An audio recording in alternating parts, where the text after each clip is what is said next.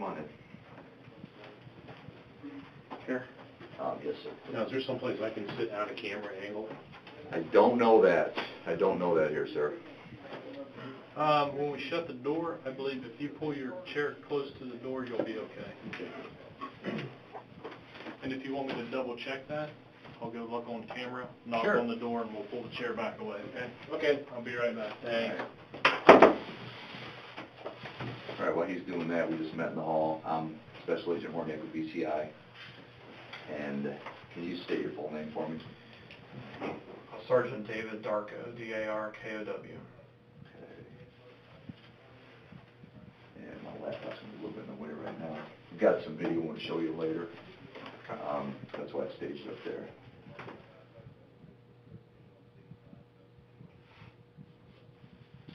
You prefer to go by Dave, did you say? Sure. Okay, and I do the same. Dave, we talked about, and your attorney's in the room as well. Vincent Pop, is that correct, sir? Correct. Okay. Where you're sitting, sir, is fine. Okay. First I'll be in a little bit anyway, if I look at the video, that's all right. Thank you. Let me introduce myself real quick. I'm Dave Darkow. I'm Brent Kirkpatrick with BCI. Good, thanks. Vince. Nice to meet you, Vince. Okay, we also discussed that as a matter of course, we're assigned as BCI to investigate this outside of the police department. So we're investigating the shooting that occurred in the Walmart at Beaver Creek on August the 5th. Does that sound accurate? Correct. Know why you're here. In an instance like this, we are a criminal investigation agency, so we are investigating the possibility of criminal activity. With that being said, you're not forced to be here, you're not in custody, you're here voluntarily? That's correct. Okay. Even though that's so, even though your attorney's here, we still, as a matter of course, for our agency, read Miranda waivers so you understand what your rights are and know that you do not have to talk with us. I understand. Okay. If you'll allow me, I'm going to read this out to you out loud. I know you're familiar, but that's the way we do it. We have to sign a couple of things and we'll move on from there. Okay.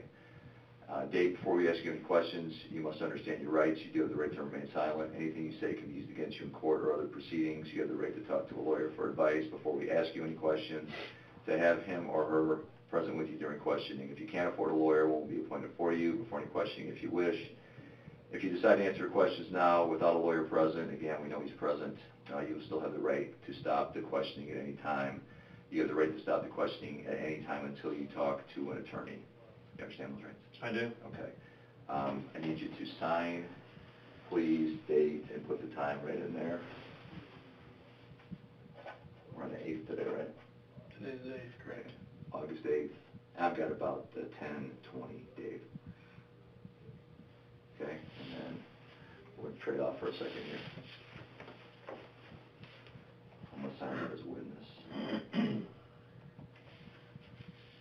Okay, and there's a waiver of rights statements as well on ours. It says, I have read the statement of my rights in it, and it has been read to me, and I understand what my rights are. I'm willing to make a statement and answer questions. I do not want a lawyer at this time. It's here. I understand and know what I'm doing. No promises or threats have been made to me, and no pressure or coercion of any kind has been used against me. I hereby voluntarily and intentionally waive my rights and am willing to make a statement and answer questions. If you agree with that, Dave, same thing on the bottom there. Should I cross out the part about the lawyer? I do not want a lawyer at this time since he's in the room. We don't typically need to do that. It is whatever your attorney wants to do. Just leave it. Yeah.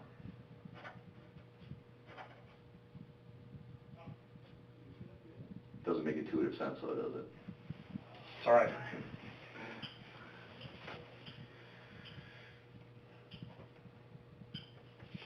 Mr. Pop, you might sign as a witness to that. I know you told me to call you Vince. Does that still apply? Yes. Okay. For now. Yeah, on both, please. Could you Sorry about sign that. the top line there underneath? There's 2 witness lines, Oh, sir. yes. Yeah. Got it.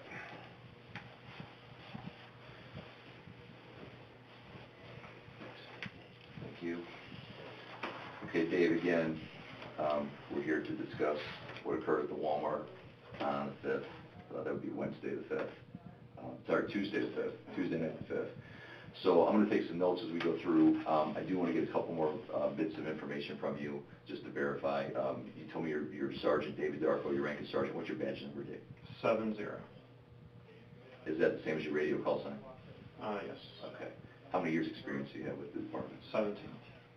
17. Is that all with Beaver Creek in your law enforcement experience? Yes. Okay.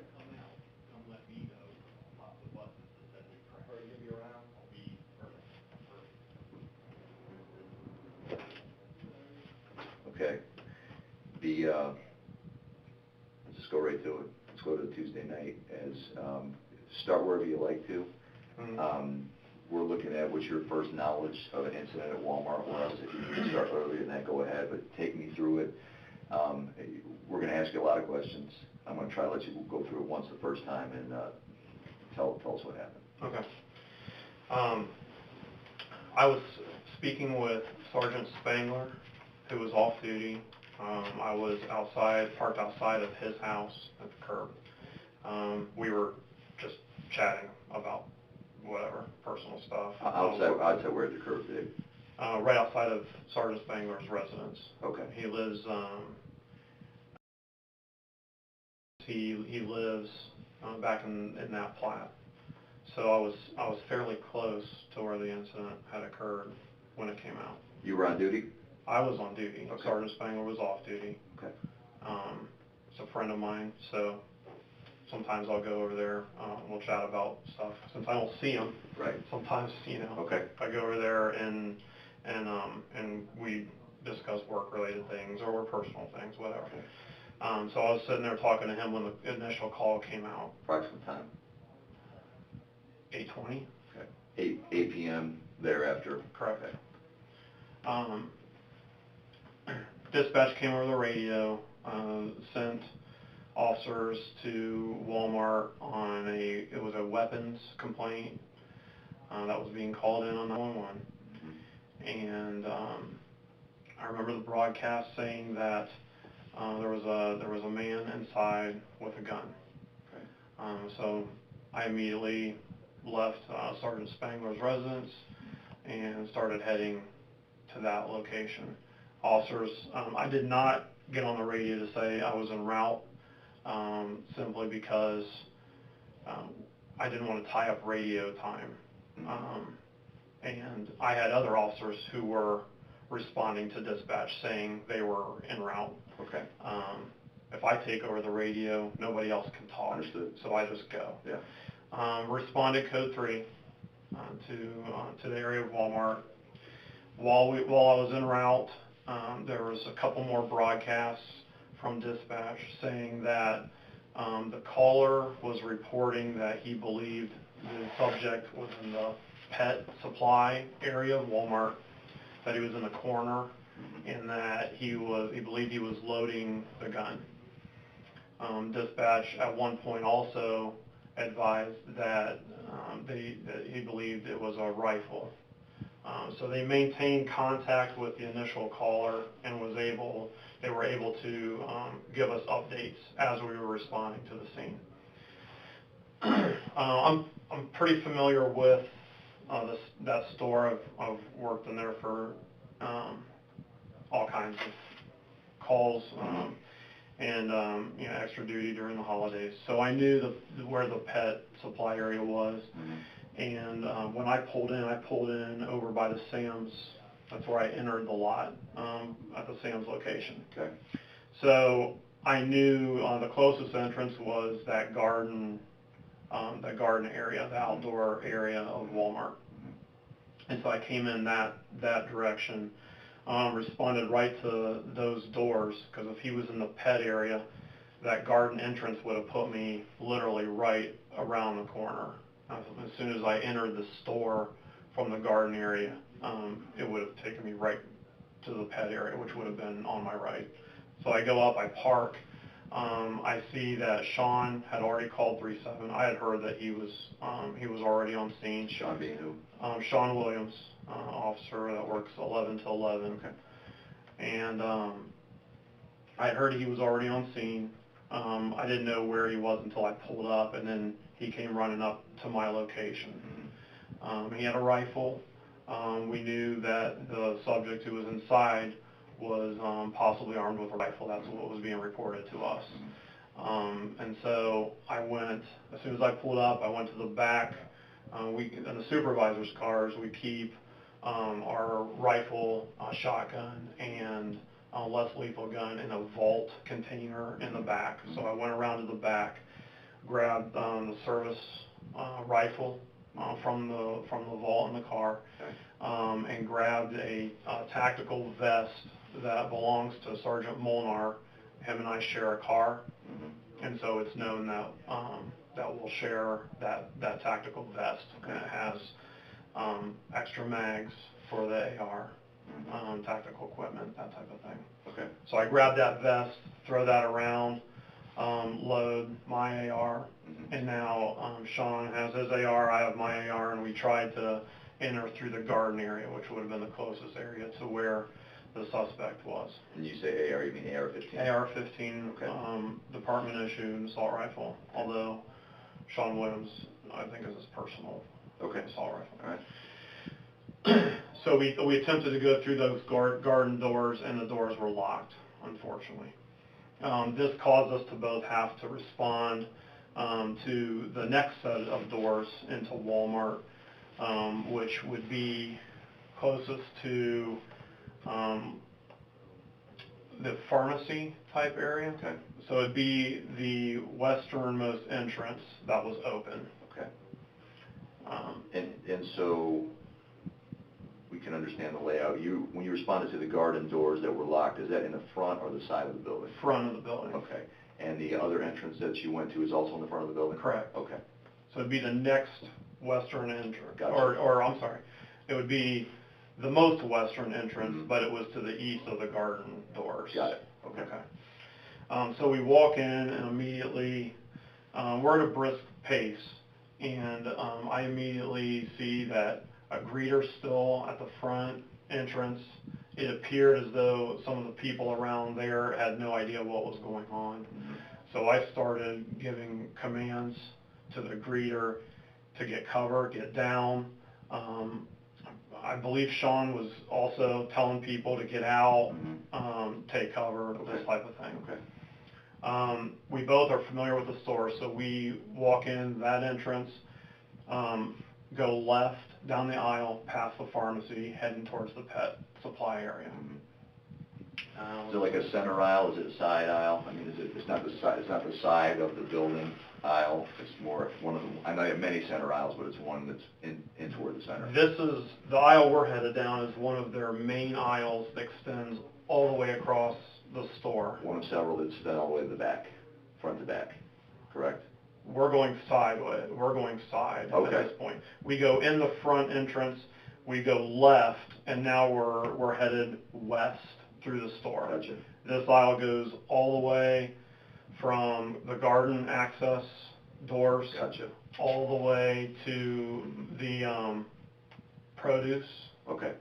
So it would go all the way through, cutting the store all the way. And I want to keep you talking on that. The pet section is in. You sound very familiar with the directionality of the store. The pet section is in what corner of the store? It is in the southwest corner of the store. Okay, and that's the southwest corner of the store. Is it front corner or back corner? Front. Okay. Go ahead, Dave. Thanks. Okay, so we're both moving in tandem at a brisk pace, not a run, but a brisk walk. We start, we enter the pet supply area and don't hear or see anything initially, so we start, walking as we're clearing each aisle, as we're walking back to that corner location.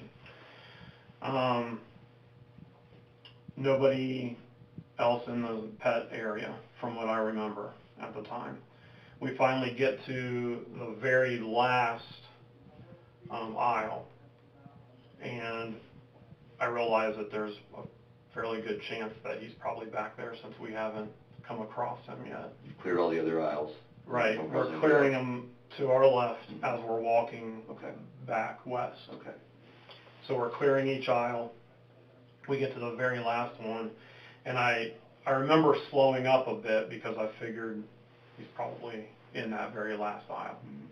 Have my rifle at low ready, and I glance around that last aisle end cap, and I see a male that fits the description that we were dispatched to. He's standing in the corner of the store. He has a rifle that looks very similar to what I know to be an AR-15 style assault weapon. He also has it in what I would refer to as a low ready type position, where his left hand is on the foregrip of the rifle, and his right hand is near the action portion of the rifle. I had less of a view of his right hand because it was covered by the rifle, but I remember him holding the rifle in like a low ready type position. And he was more or less facing us at this point, or maybe slightly canted. It would be his right, our left. So I took up a position where I tried to stay a little bit behind cover to some degree at the end cap, glanced around the corner, and started giving him verbal commands to drop the gun. What specifically did you say? That you recall? It was either drop the gun or drop the weapon. But I was very loud and very clear. Go ahead. At this point, I remember Officer Sean Williams. He was in a position where he was to my rear as we were going down the aisleways clearing them. And at this point, I remember he came around to my right. I was looking left. He came around to my right and took a position further out in the aisle. So I'm focused in on the suspect. I give him commands. I remember Sean also yelling a command. I believe he said something very similar to me, drop the weapon. And then I yelled at one point for him to get on the ground. And when I first yelled, drop the gun or drop the weapon, I remember he had a look of shock when he realized that we were there. Still had the gun, but kind of looked up and had a shocking look on his face and kind of stepped back. At that point, despite our repeated attempts to tell him to put the gun down and get on the ground, he did neither, and he started moving in an eastern direction. So he kind of turned back and to his right, my left, and acted as though he was either going to start running or take a position of cover behind the aisle.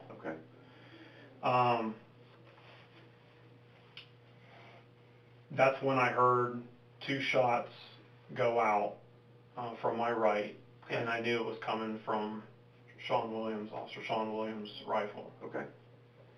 Any questions? I'll let you continue on from there. What happened after the shots were fired? After the shots are fired, the suspect goes down. And the only thing I can tell you is that when he ran to my left, to his right, when he started to go down that area, I was better covered in my position, but I had less of a vantage point on him because now he's going down the aisle that I'm taking cover behind. I remember thinking, I didn't know if he was hit or not, but he did go down in that direction. Mhm. And so I remember thinking, well, I've got to get back to this other aisle in case he didn't. Right. He suddenly started to get back up, and that's when it crossed my mind that maybe he didn't get hit, like maybe he just fell because he had tripped or something. Yeah. And so I remember thinking, I'm gonna have to get over to this next aisle for when if he makes it over that. Yeah. He didn't. He went back down. Okay. Again, and stayed there. Sean approached, and then I approached, and hit the suspect. I covered. And he's down now. He's down now. I immediately radioed for the shots fired, and I needed an ambulance on my radio. It's right here. And then kind of covered Sean. Sean went up, handcuffed him. I do recall after the shots went off, the suspect, I believe he muttered something after the two shots. There was two shots that went off from Sean's rifle. I believe the suspect may have muttered something after the shots, but I have no idea what it was. My right ear was ringing, it was completely numb. That's where the rounds had gone off. So if he said anything or muttered anything, I wouldn't be able to tell you. And again, it's after the shots were fired that you heard him possibly saying things. Yes. Okay. How's your ear now? It's okay now. It was ringing off and on for probably about 2 days. Yeah. Did you see anybody forward or anything yet? No. Medical. Okay. Are you on admin leave now? Yes. David? Okay. And that's just department protocol typically, is the way they explain it to you? Correct. Okay. Okay, he's down. Sean cuffed him. You call him for medical assistance, and just go from there. You're still there for a while. What else is going on? Yeah. At that point, we started to, the other officers began arriving on scene. And my officers are great at thinking what needs to be done and doing it. Every once in a while, someone would ask me, what they wanted, or what I wanted them to do, and basically, I was directing them to get everybody out of the store, but contain outside so that we had witnesses. Gotcha. And I wanted the people out, Right. but not to leave. So I was trying to give them direction to evacuate people out, but maintain our witnesses once we got out there. Sure. Cordon off the scene. Somebody brought in tape. I can't tell you who it was. Good enough on that, yeah. Brought in tape and started cordoning off the area. I remember Sean yelling for Stahl to go get his first aid kit, which was a great move. So Officer Stahl, after when it responded to his vehicle, his cruiser, got our first aid kit, and Officer Sean Williams and Officer Matt Stahl began attempting first aid by using a tourniquet. Okay. So suspect bleeding. Suspect's bleeding. I would call it kind of a labor breathing. Okay. I could see that his elbow was shattered, and I could see that he was on his belly. He was cuffed, and I could see that he was bleeding from another location. It wasn't necessarily his elbow. But it was clear that there was other injuries. I don't know where. Okay. But it was coming out of probably this area because the blood was starting to pool there. His eyes were open for some time, but then they started to roll back in his head, and his breathing started becoming more laborious. All right. And then anything more pertinent at that point? Can we ask you some more questions until EMS arrives as far as the medical? You guys did what you could. EMS does arrive, correct? EMS arrives, and after they arrived, my role my role became more of one where I needed to deal with the officer that was involved at this point. Medical was there, and so I wanted to get the officer away from the scene at that point, and I secured his rifle. I gave him my rifle, and then I called for another medic for him. You gave who your rifle? Sean Williams, Officer Sean Williams. Okay, so you took his rifle because it would have been involved in the shooting? Correct. Okay. And what's the purpose of giving him yours? You know, I was always trained as a supervisor. You don't leave them unarmed, but you switch if you have to, and give him your weapon. Okay. So that he doesn't feel like he's weaponless. Okay, so that matches up to your training. Correct. Okay. To take us a little further, what else? Okay, I secured his rifle outside in the rear of my cruiser. And the rest of my interaction really dealt with Sean Williams, Officer Sean Williams, and seeing to it that he got medical attention and was transported to the hospital. It should probably be noted that Sergeant Molinar was leaving work at the time this went out. Okay. He was still at the building, and so he heard it over the radio and immediately came up to the scene. Sergeant Molinar did a great job at taking over a command, incident command at the scene. Okay. Since I was in no position to be doing that. Okay. And he orchestrated a lot of the efforts between us, the fire department, mutual aid who was responding in, Greene County Sheriff's deputies Big responded. response. Yeah. Yeah. We Okay. got Fairborn, Right. Greene County, I think Wright State may have come. So, I mean, there was a lot. Yeah. You know, we had a medical issue that was also going on from a female who had gone down because of a medical issue, completely unrelated as far as the shooting's concerned, but was there at the same time. So we had two people that were having unrelated medical some incidents of some kind, and then the suspects. So you're saying there was 3 total? We had Total medical three. We had 3 medics responding to those 3 people, and then I was calling for a 4th medic for Officer Sean Williams. Okay. So it was kind of a big scene. Was calling for Williams, was he actually hurt, or was it more of a protocol of the situation? Again, I've always been trained that that's what you do when an officer is involved in a shooting, is you call a medical. You don't know what's going on internally with them. You just it's precautionary, but also it's a traumatic incident. So post-traumatic, you want to make sure that they're well taken care of. Yep. Check his vitals, transport to the hospital, just get them checked over. So it was procedural, but that's how I've been trained. Okay. So when you're referring to those extra medical instances, you had the suspect, Yes.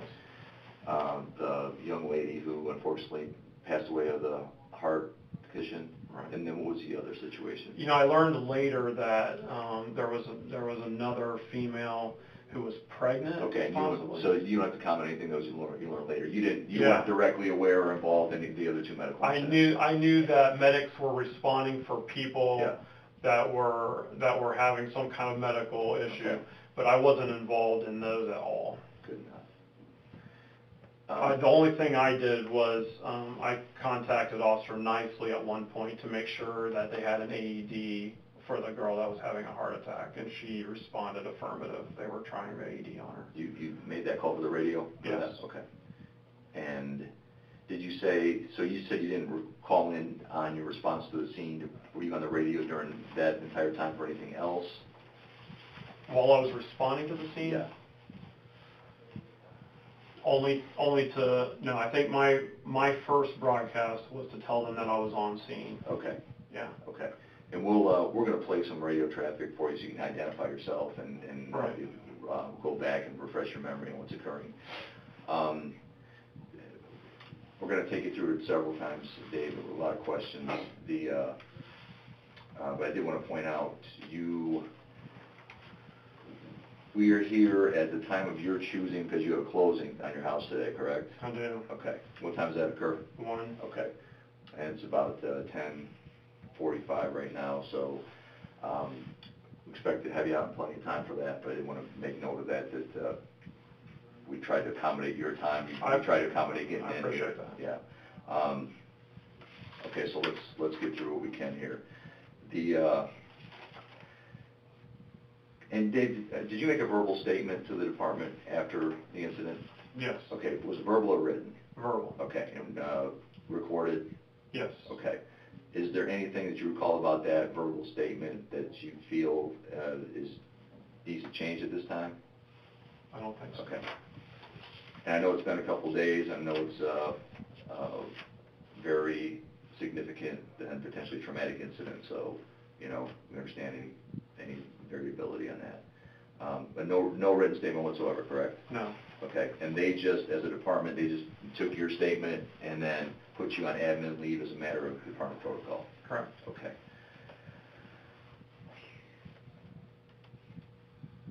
Dave, going back to the response, you stated that you were told there was a suspect armed in the Walmart and believed to be in the corner of the pet section or in the pet section, appeared to be loading a gun, and the gun appeared to be a rifle. Correct. Am I missing anything significant on those details? At one point, I believe I remember Sean Williams getting on and asking dispatch over the radio if to confirm that he was waving it or pointing it at people, and Okay. dispatch said affirmative. Okay, and that's... And that's pretty significant. Yes, sir. Staying with that for a minute, and apologize, we might jump a little bit, but since we're on communications, when you and Williams are entering the store, you didn't really state that you guys had any verbal communication. Did you guys discuss anything going through?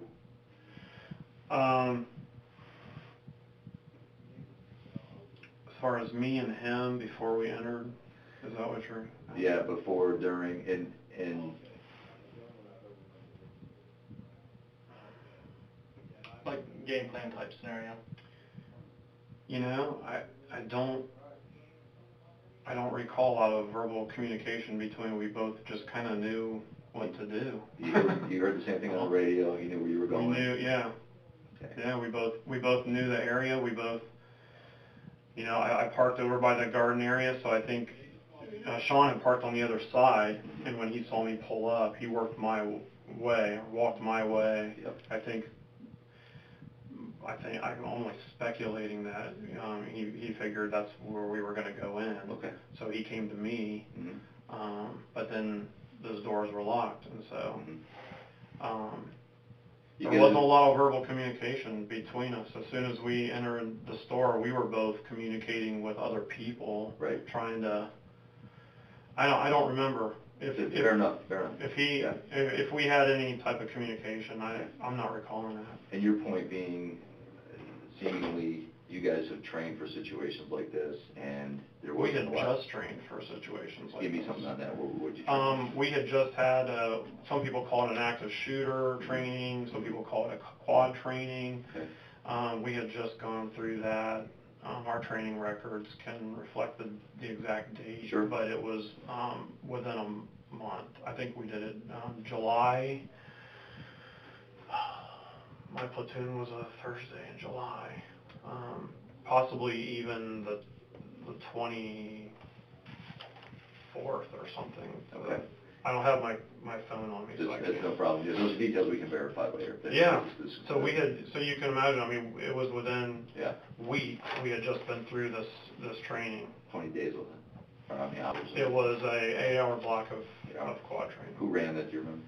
Officer Suki runs that training for Through us. this department? In-house, yes. Okay, in-house. Yeah. Had you had active shooter training before that time? No, yeah, we have it annually. Okay. Building clearings involved in that at all? Okay. Building clearing, in fact, that was most of this training, this time was building training. Okay. And you Or said... building clearing, I'm sorry. Good enough, yeah. You said that your platoon, you call it your platoon, is that what you said? Correct. Okay, your platoon was involved in this training, and Sean Williams is part of your platoon? Yeah, he is on my, well, he would have been with another platoon for this training. Okay, but he's had this training recently as well? Oh, yeah, You guys yeah. do it annually? Yeah. Okay. He's not directly under my platoon, even though he works 4 hours with me. Got He works on a power shift, so it's a little Okay. different. You don't recall any communication with him walking through as you were clearing aisles, even to the point of, you know, you stated at a certain point you told the suspect put the weapon down or put the gun down. Yeah. Did you have any communication directly with Officer Williams between that time at all that you recall? No. Okay. Do you recall stating either, again, put the gun down or put the weapon down? Do you recall if you had stated it multiple times, one time? I know I stated it one time, Mm-hmm. and I know that I told him to get on the ground one time. And this is before, you told him to get on the ground before any shots were fired? I believe so. Okay. I believe I told him to get on the ground, or no, I'm sorry. I know for a fact that I told him to drop the gun. That was my first communication with him. Okay. That's when he kind of shockingly glanced over. That was the first time he knew we were there. Okay. And I know that Sean again told him to. Right. Okay. Do you remember what Sean said? It was drop your weapon, something to that effect. Do you recall if he repeated it once, twice? I only remember once. Okay. How close in succession did he repeat commands after you, to the best of your recollection, Dave? Time's tough under these circumstances. Absolutely. I mean, it was fairly close. Okay. It all happened very, very quickly. I mean, Okay. And we're kind of to the meat of it here, and there's a lot of other kind of accessory questions, and I'm going to ask you some things that you've already stated, and I want to assure you I'm not trying to trip you up. It's so we get a clear understanding of what occurred, and it is tough to go through, especially in a critical incident like that, and have, you know, a very solid recollection of all the key minor details. When you, according to what you said, you made first observation of the suspect before Williams did. Williams is on the other side of you. Does that sound accurate? yeah, he was more to my rear as we were going down the aisles clearing them. Okay, so to the best of your recollection, you would have seen the suspect first before, and you don't have to speak for Sean Williams, he's not here, Right. but in your mind, you probably saw the guy before Williams did. I believe so. Okay, so your command came first. Right. Did you run hot to the scene? Your vehicle, did you run hot to the scene? Code 3, yeah. Okay. Sirens, lights, everything Yeah. going. Did you see anybody else's vehicle hot? You know, Williams was there. Do you know if he ran hot? Was his light still on? No, I don't know, because he was right there, Okay. so I don't even know Okay. if he responded code 3 or not. He was over by the BP, which is located right beside Walmart. Okay. So he would have been literally in the same parking lot. Okay. And he parked over on the east side, Yeah. towards the east side. Mhm. So I don't know. I never even saw his vehicle. When I got there, I pulled up. Yep. I immediately started to get out and go to the vault to get my weapon as he was walking up to me. Okay. Is this a call like this? Is this something that changes your mind frame when you get a call of a armed suspect in a public store? Absolutely. Okay. When you received that call, did you immediately think to yourself that you may have to engage an armed suspect? Yeah. Okay. So you ran hot to the scene for that. You weren't running covertly. No. Okay. And There was a couple times where I toggled my siren. My lights were on, but I toggled my siren on and off. And honestly, it's kind of, in my mind, it's kind of a toss-up, because you have to clear intersections. You can't be a traffic hazard on your way there. But it's always in the back of my mind when I'm going to something like this that, if I run up blazing with my siren, you can turn a situation very quickly turn a situation into like a hostage situation. At some point. There's no strict training, black and white, that says you respond to this type of scene this way or this because you have imperfect information coming in on the radio. You've got an armed guy where there's civilians and possibly dozens, if not hundreds of them in a Walmart. You're doing what you think is the best under the situation and getting there and letting people know you're coming. Yeah, and at the same time, I didn't want to turn, if you, for instance, it's like you're responding to a potential bank robbery. Mm-hmm. You go in blazing with your lights and siren, you can turn a bank robbery into a hostage situation very quickly if you come in, with your siren on. So as I'm responding, I toggled the siren on and off to try to, just try to prevent something like that from happening. Great. And you stated also, so again, the suspect, to your knowledge, at least at that point, was in the front of the store. Yes. Near the front of the store. You're arriving in the front of the store. Yes. You're arriving hot, so your sirens are going. So that's an indication the police are on the way. Yeah, Okay. but I had killed the sirens, but, when I got into the parking lot, I killed the sirens. Okay.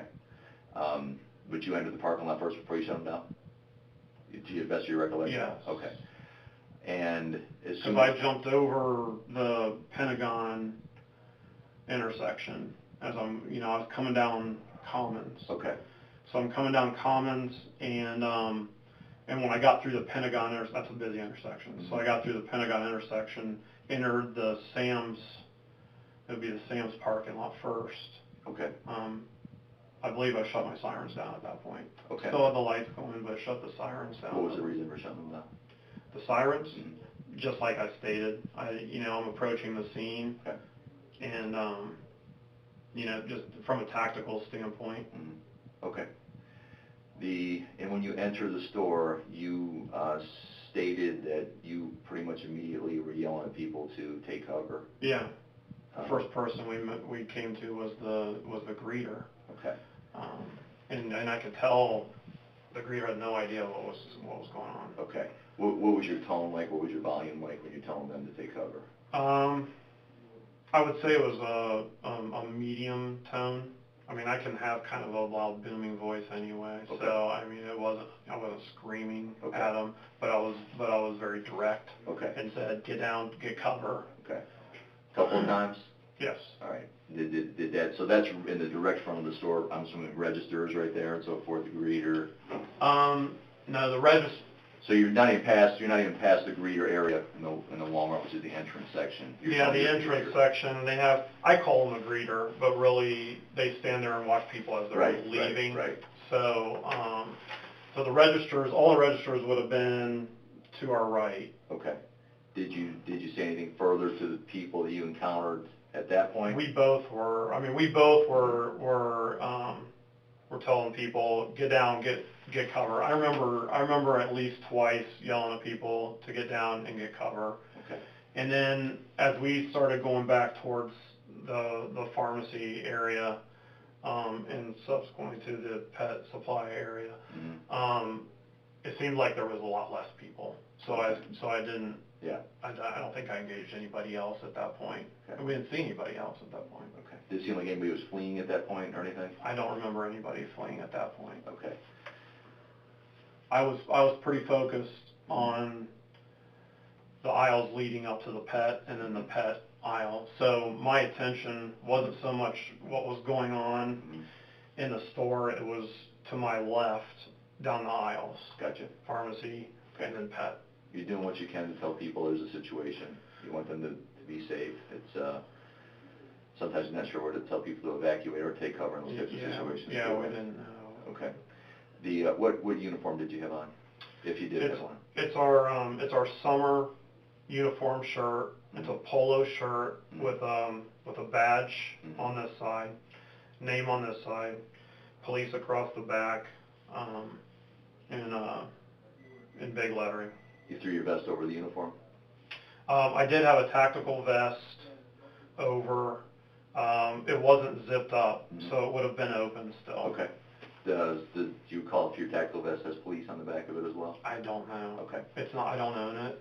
Okay. And I know. Yeah. Okay. Sergeant Molnar would know that. It's his vest. You come in uniformed, you came in, at least up to the parking lot lights and sirens, telling people to take cover. Do you recall ever staying police at any point in the evening? No. Okay. You felt that your presence was identified at least by what you were wearing and Yes. in that situation. Yes. And again, you did tell the suspect to get down. You don't recall at that moment saying anything about police. Correct. Okay.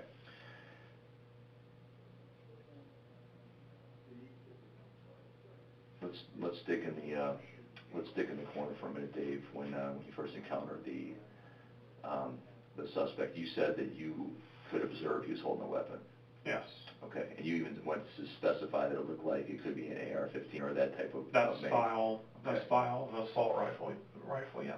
Okay, and you had no other information than what you've already said about the weapon and what type it may be, or the authenticity of such weapon? No, I mean it looked exactly like an AR style rifle that I've seen 100 times, and the information we were getting from dispatch was that he was possibly loading the rifle. And that came across Before radio we- traffic? yes. Okay. When we were responding.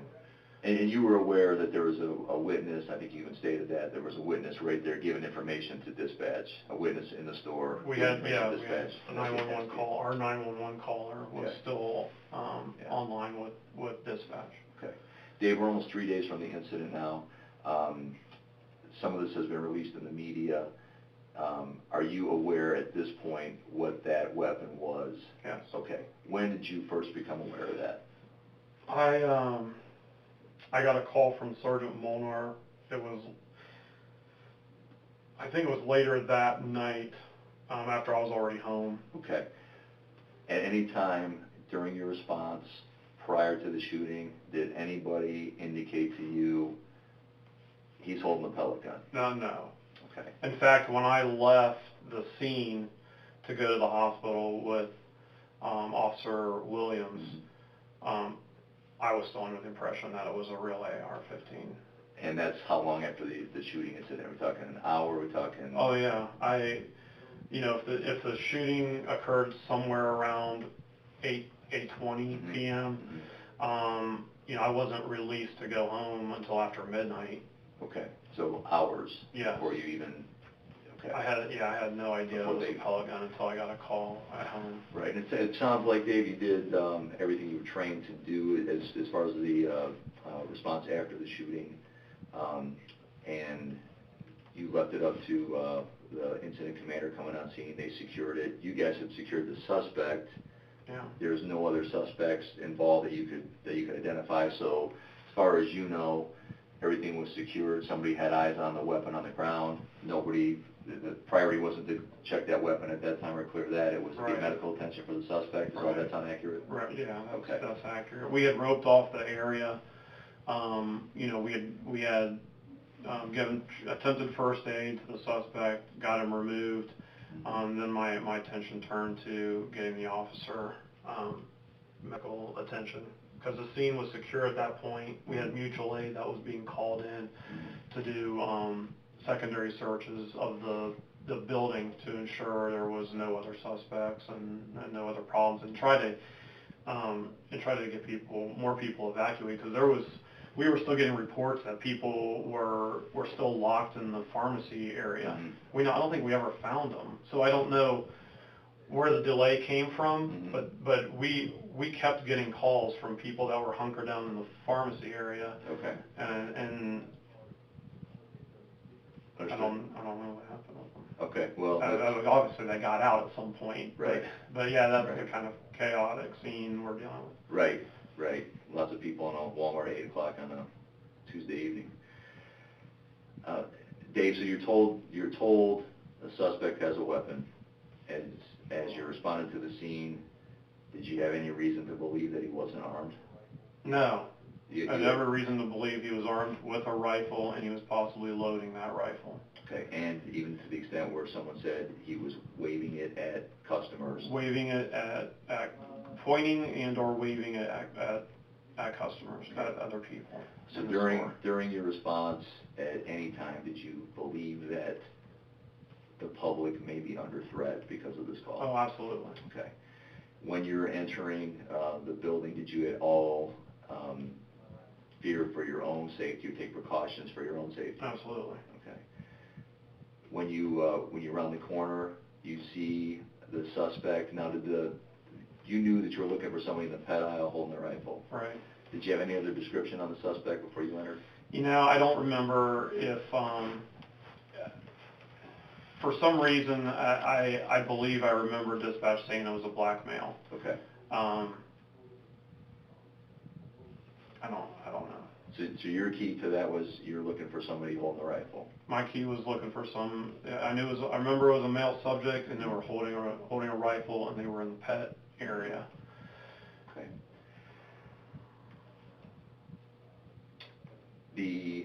You made the first call to have the suspect put the gun down. The first command to him. Yes. Williams made the secondary command, same or similar. Yes. And then he fired. Yeah, and at one point I told him to get on the ground. Okay. And whether that was as the shots were going off or whether it was before the shots were going off, I do remember saying that. Did the suspect immediately comply with your command? He didn't comply with anything we said. Okay. After he was startled, he began darting to his right, to my left, and taking up some kind of. It's hard to describe how he reacted, but the best I can say or describe it, it was a startled reaction, and then it was a movement as though he was either going to take off running or he was going to seek cover behind that immediate aisle, that first aisle, something to that effect. But he was darting as he was moving, while he was still at low ready with the rifle. Okay. Still had it in his hands like this. Okay. And he kind of turned and began moving in that direction.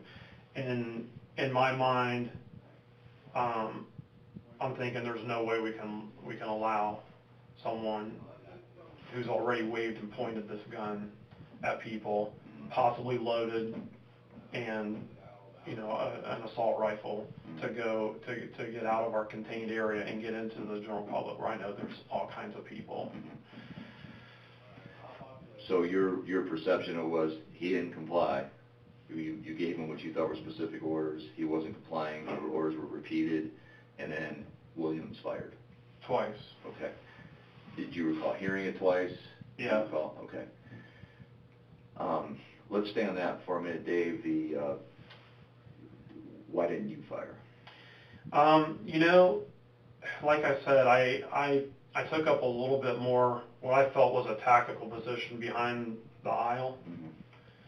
And unfortunately, when you do that, if the suspect moves, you have less of a vantage point. Okay. He moved to a position where my line of fire decreased as he went to his right, my left. Okay. Even though I was in a little bit, I would say, more of a tactical position behind cover, I lost that line of sight when he went that direction. Okay. Where Sean was towards the middle of the aisle, maybe in a less tactical position for him as far as defensively, but he had a better line of fire. Okay. He didn't lose the suspect like I did. Now, had he continued, or had Sean not been able to shoot him before he made it, I would have been in a better position to get to that next aisle over. Okay. But he dropped before he got there. Okay. Did anything? What other you're 17-year-old veteran of law enforcement, you've had a ton of training. Yeah. What other specialty training have you had personally? Do you qualify every year on your firearm? Every year. Okay. Are you qualified on the AR-15 that you carry? Yep. Okay. You just took active shooter, you do that every year, at least for the past several years, many Yeah, years, yeah. since it's become an issue. Yeah. I've been on the SWAT team, the area SWAT team. You have been on the SWAT team? RRT. I've been on that 14 years. Okay.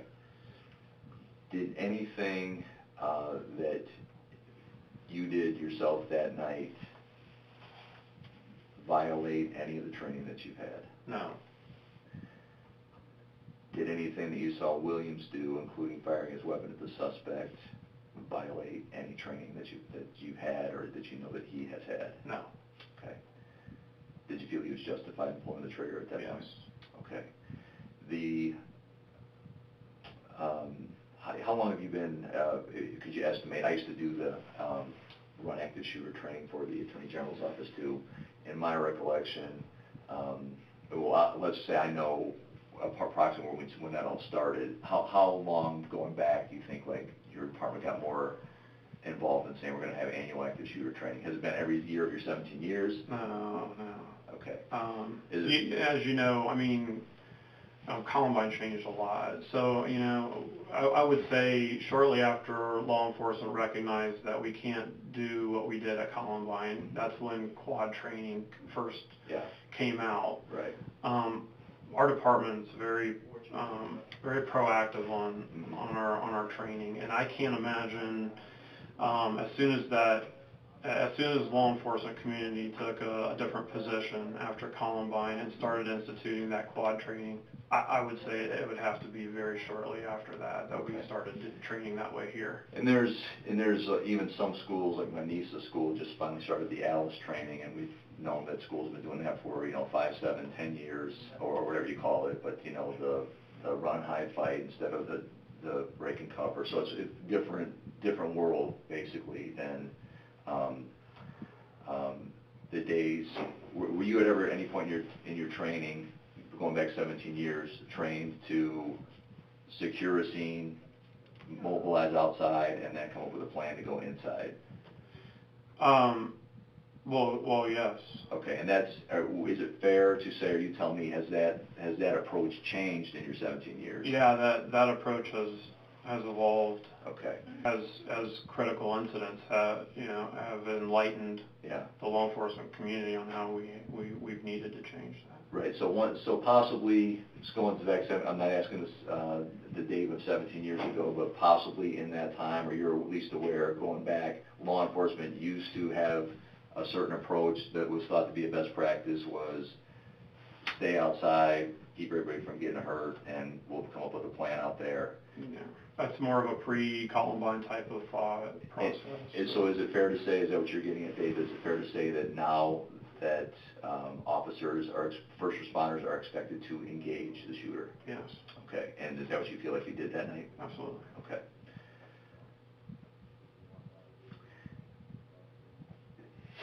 Dave, when you said you remember the suspect going down, and to your recollection, that's after the shots were fired? Correct. Okay. And he gets back up? He at least attempted to. Okay. I remember thinking in my mind whether he'd actually hit him or not, because he went down initially and then almost started to struggle to get back up again. Go ahead. You go ahead. I'm trying to remember if I started to go back towards that other aisle when he. I thought that I did. That second, I glanced towards that second aisle to see whether he was going to get up and start running, because that would have been more my responsibility at that point if he had done that, because I was on that side. It would have had a better angle of that second aisle than Sean did out in the first immediate aisle. Understood. And understanding again of all that was encapsulated in those brief moments that night, do you recall when the suspect went down, was he still armed at the time? Do you recall that? I think he dropped the rifle after he was hit. Okay. So he's hit and he's down. He looks to be getting back up.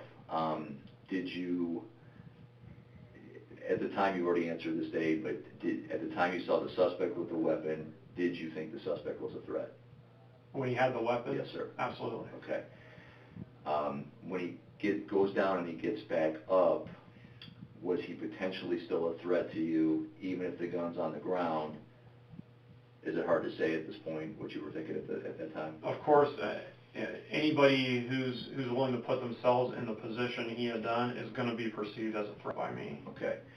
And I mean, we don't know if he's armed with anything else. I mean, if he, just because he doesn't have the rifle anymore doesn't mean he's not armed anymore. Right. And even though Officer Williamson just fired, the suspect gets back up, you guys don't fire on him again. No. He goes back down on his own volition somehow. Correct. Okay. Why didn't you guys fire again? We could see clearly at that point that that he was no longer a threat.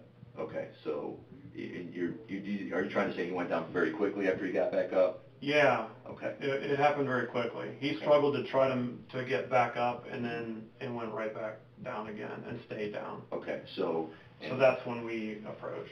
So when he's getting back up, he's still a potential threat, and that's in your mind, but then he's going down right away, so they changed it pretty quickly. Is that what you're getting at? Right. Because in my mind, I'm thinking, did he get hit? Mm-hmm. I wasn't sure if he had gotten hit because he's starting to get back up again, Mm-hmm. but then he goes right back down again, and so I thought, I guess he did. I mean, Okay. Yeah. this is all happening with, We're within split seconds. We're well aware. Half We're well second. aware. We appreciate you walking through it a bunch of times. I know it's difficult to do. Dave, do you have any prior involvement in shooting incidents? No. Okay.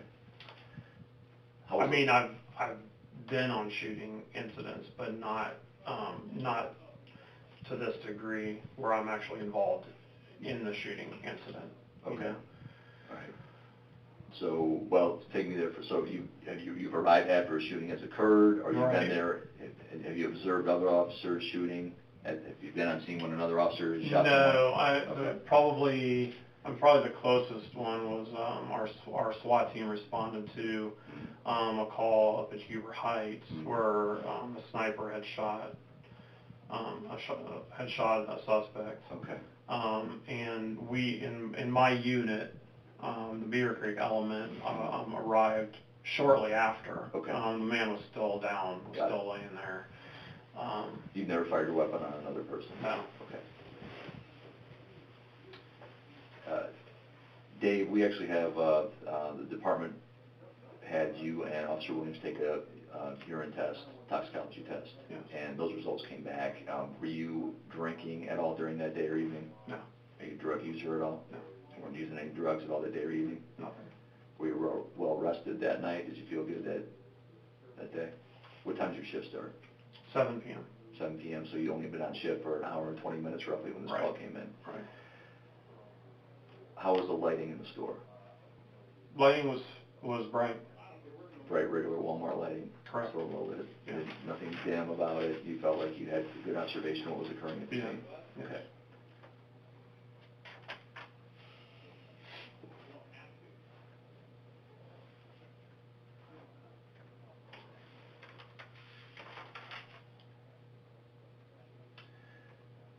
I think what we want to do is we want to listen to radio traffic with you. We want to show you the video, but there's 100 plus cameras in Walmart. Yeah. And we've got the video of the suspect in the aisle and what occurs. Mm. You guys aren't on the same frame in that video. All you can see is the suspect. Mm. Only partial view that we have of you guys coming nearby is it shows your bottom half, and we can see, put them kind of side by side and show what's occurring. We're going to run that so you can just go through it again with the, help of seeing it to refresh your memory and re-explain a little bit just about that little brief part of that incident.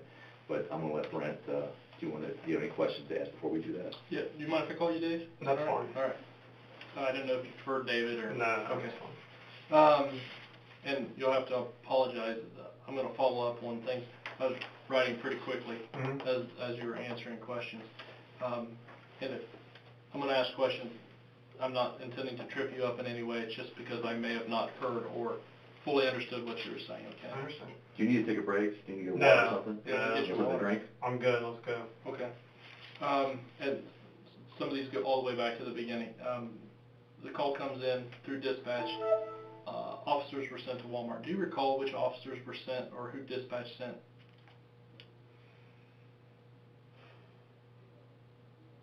No. Okay, you'll probably recognize it when you hear I will. when you hear that. I remember Audio. Sean, I don't remember if dispatch sent Officer Williams, Sean Williams, immediately, but I remember shortly after the dispatch, he called out on scene. Okay. I mean, he was right there. He was basically around the right corner. there. Yeah. So that response time was real quick. Yeah. You got there. You noticed that, and correct me again if I'm wrong, that Officer Williams had an AR with him. Correct. And you got an AR from the back of your trunk, correct? Correct. Did you two discuss why an AR was chosen No. for that particular response? Okay. I don't recall any conversation with him about that. What was your decision to use the AR? We knew that the suspect was armed with a rifle based on the 911 caller into our dispatch center, and that he was possibly loading that AR rifle. Okay. I don't recall that it was actually an AR rifle, but dispatch said a rifle. You knew armed he had with a rifle. rifle. Yeah. Okay. Yeah. So at the point the decision's made, the subject in the Walmart has a rifle. You are taking a rifle in with you as well. Correct.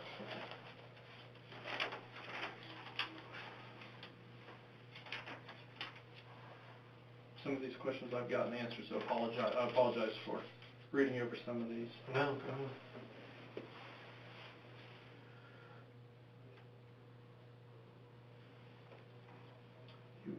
You and Officer Williams went in tandem. Yes. Were you stacked as you were going in? He was behind me.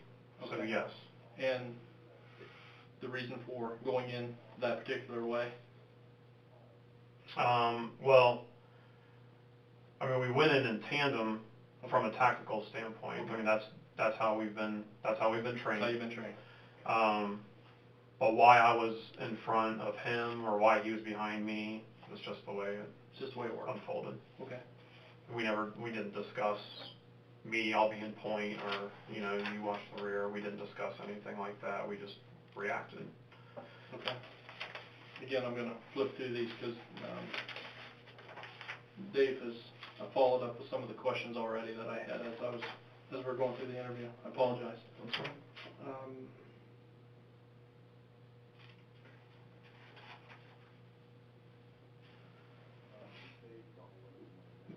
Dave covered, you made a verbal recorded statement to the department, Yes. correct? Yes. Are you or have you been required to make a written incident summary? No. Okay, that request hasn't been made? No. Okay. Some departments are different. Some people Yeah. want a statement, then they want a summary of what transpired. Right. Okay. We may get to that point, but we haven't. You're not there yet? Right. Okay. As you approached the pet area and taking a position of cover, how long did you stage there before you engaged verbally the suspect? It was almost immediately. Almost immediately. Yeah, as soon as I rounded that corner aisle, the end cap, and saw the suspect, I immediately started verbal commands for him to put down the rifle and put down the gun. We've gone over that in great detail about what you said, and not only what you said, but what you heard or recall Officer Williams saying as well. Yeah. Okay. Dave, did you know the suspect? No. Have you learned his name since? Yes. And that's no other recollection? You never encountered him before? Never. After shots were fired and you and Officer Williams are approaching the subject, he's down on the ground. I assume you got close to what was, you know, the weapon that he was carrying at the time? Yes. Okay. How close did you actually get to it? I was right by it, within a foot or two. Okay. From where it was laying. And at that time when it was laying on the ground, could you determine it was anything other than a fully operating AR-type assault rifle? No, Okay. I didn't inspect it, and when I glanced down at it as it was laying there, it appeared to be an AR rifle, a standard 223 AR style rifle. Okay. But I did not pick it up. I never touched it. I didn't inspect it. I didn't even look at the barrel even. I just glanced down at it. You know, my focus at that point really was not on what kind of rifle was this. My focus was on the scene and what we were trying to do. Okay. The first aid, taking care of the officer, getting the people out of Walmart, cordon off the area. So whether the rifle was, you know, authentic or whether it was real, wasn't. I mean, it crossed my mind. I'll admit it. It kind of crossed my mind at one point, but when I glanced at it, it looked like a real rifle, and I just assumed it was a real rifle. It crossed your mind after it was, you suspect Afterwards, was down? yeah, afterwards, as the scene is starting to clear out. I know Walmart sells pellet rifles that look like real rifles, and I also know Walmart sells real AR rifles. Mm-hmm. So, Okay. It's going to sound like a crazy question, but the rifle didn't have an orange tip. no. That would, and the reason for having an orange tip and your, you know, professional experience as a law enforcement officer is? That it's a toy, some sort of a toy rifle. Right. And, you know, pellet guns don't, and real rifles don't, and this one did not.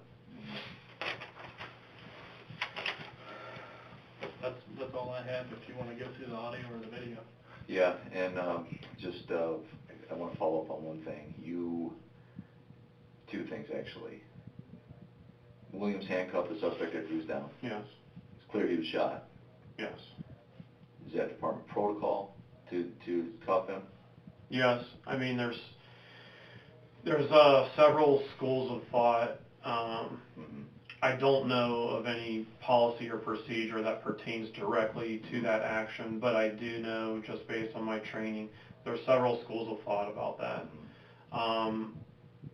The main one that I would subscribe to is that, you know, if you have a suspect and you have a scene where the suspect is obviously dead, Mm-hmm. based on rigor, decomposition, Mm-hmm. Things like this, there's not a need to secure Mm-hmm. a person like that. Mm-hmm. Leave the scene alone, leave the evidence where it's Mm-hmm. at. However, if you have a scene such as this one, where the suspect is not dead, Mm-hmm. and he's certainly not obviously Mm-hmm. dead, that you do secure the suspect. And at this point, when he was cuffed, he was not dead.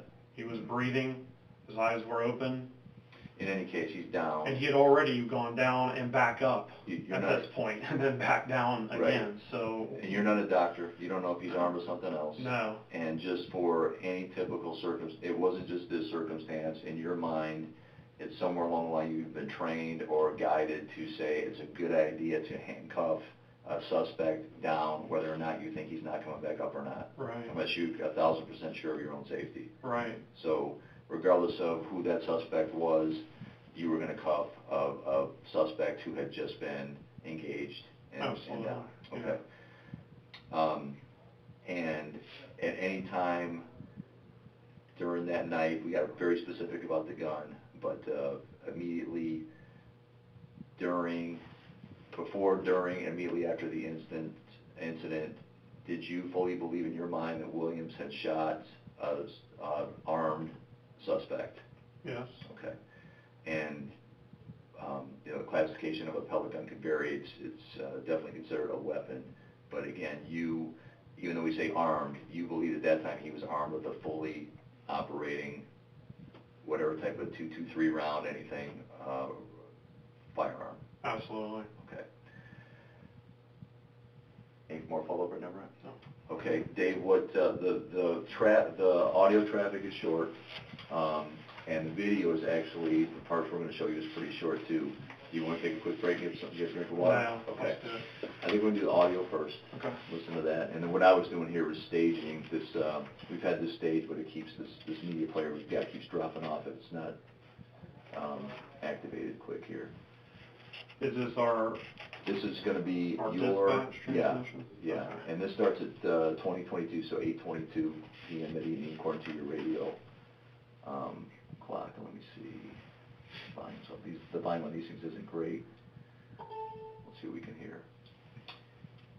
Ready? Yeah. Good to go, Vince? Yeah. Okay. I gotta follow the, what do we say, Brad? Around 40 or 40, 20, 41, 20, 42 41. hours. What we trying to do is get this to run in succession, just clicking on it once. 1800. Hold on, Dave, hold on. It didn't stick for me that time. Do we right-click play? Yeah. Is somebody from Iowa? Affirmative. I have a gentleman who's watching it, says he's waving it around, believes it's a rifle, and he just put some bullets inside. I don't believe that's the first one, and showing is the first That's one not though. the first. So it's showing 2022, but it's played as 2024. We can Again, just this is do Super them Bowl. one at a time. Yeah, let me try this one more time. 96. Now it's 2037. We'll go one at a time. Which is crazy, and we apologize, because on my computer, when I do exactly what he's doing, Yeah. it plays it in sequential order. But on his computer, which is the exact same kind of computer. We got it to do it twice yesterday that worked, but Some kind of software issue. it's usually me and technology. Yeah. Okay, here we go, 2022. Okay. 1800. 2022.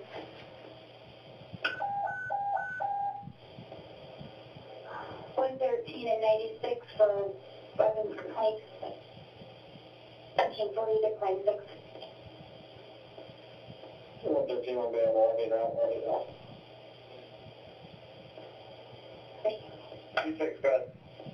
5360 Pennington Boulevard, Walmart, a black male, 6 foot, wearing a blue shirt, blue pants, in the back section, holding a gun, pointing. Do you recall that transmission going out that way?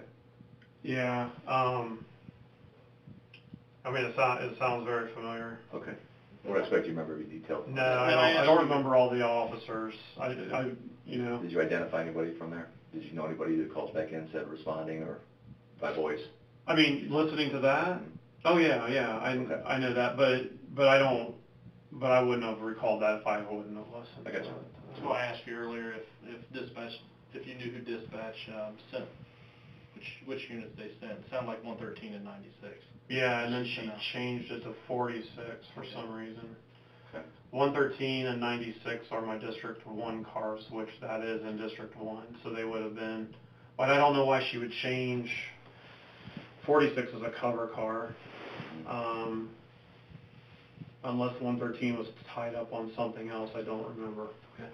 But 113, 96 are my District 1 cars. 46 is a cover car, so it would make sense that she would send 113 and 96. You did not specifically get dispatched to it at any point? No, they don't normally dispatch me unless, Okay. well, no, they don't. Okay, yeah, right on. There's very few cases where everybody's tied up and something hot comes out and they'll dispatch me on something like that. Okay, but this was in your purview and maybe even your responsibility to respond to, and your, Right. okay, because Yeah. of the seriousness of the situation. Absolutely. Okay. Hold on, Dave. Take your time, take your time. This was your platoon, correct? Yes. Okay. It's kind of complicated, but Officer Sean Williams is not directly under my platoon, even though he does work directly under me for 4 hours every night that I work. He, it's hard to explain without showing you our personnel chart, but from 7 when I come on, 7 p.m. until 11 p.m. when he gets off of work, from that time period, he's directly under my command, even though he's not technically on my platoon.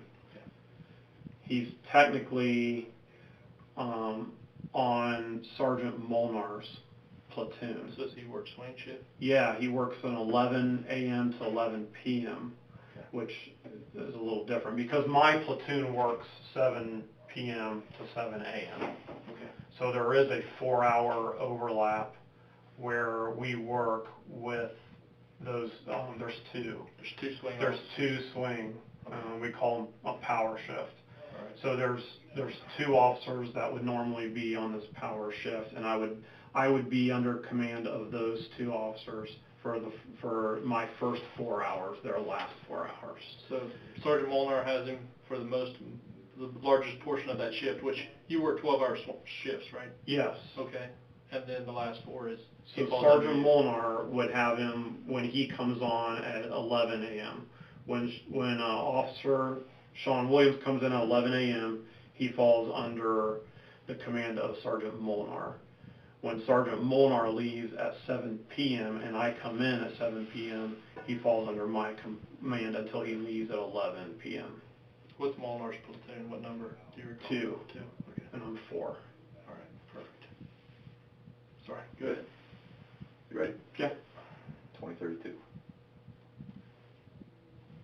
Yeah.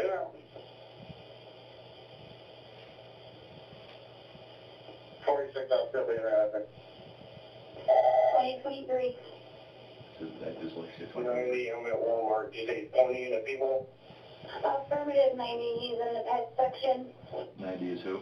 That's Sean Williams. Okay, and again, so it's 2023. Speaking backwards, I said 2032. That's when we know Sean's on scene already. Okay, we'll play that part again. 46 out still being around. That's his dad. 2023. 90, I'm at Walmart. You say 20 the people? Affirmative, 90. He's in the pet section.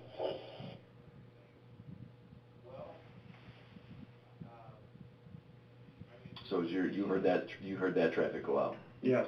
and your understanding of what Williams said is what? He confirmed that he's with dispatch, that the suspect is actually pointing the weapon at people. Okay, and that was your belief at the time. That's the instruction you had. Absolutely. Again, this is not a trick question. We just need to make sure. When you said 46 was his dad, you're talking about Officer Williams' dad. Yeah, I have under my command, at least until 11 o'clock, I have Sean Williams and his dad, Chris Williams, both under my command. So you heard 46 go on there and say he's still going to be en route, which I'm fine with. We needed everybody up there eventually. Gotcha. Is Chris, who's a rank officer also? Yes. He's my canine officer also, so it's good to have him on any kind of critical incident with the canine. Okay. Is that why she changed it to 46? Because of the canine? No, she wouldn't have done that. Okay. That would be my call, not hers. Okay.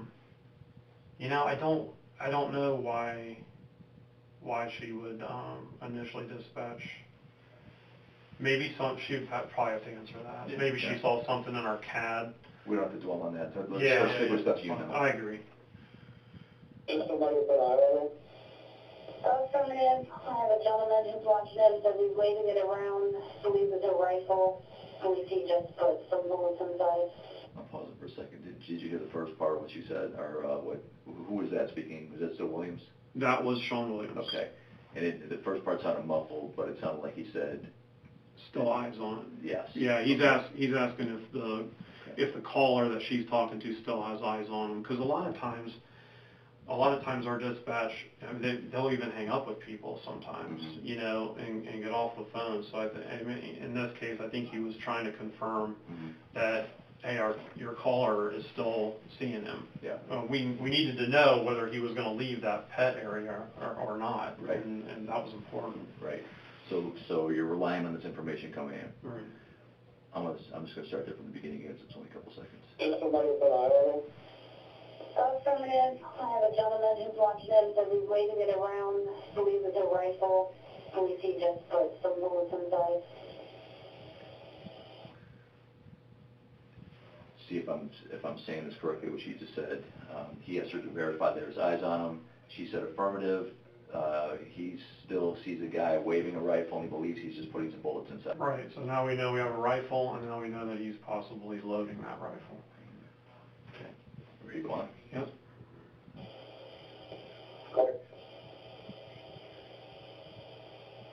Scotty, I'm first up. I didn't hear that.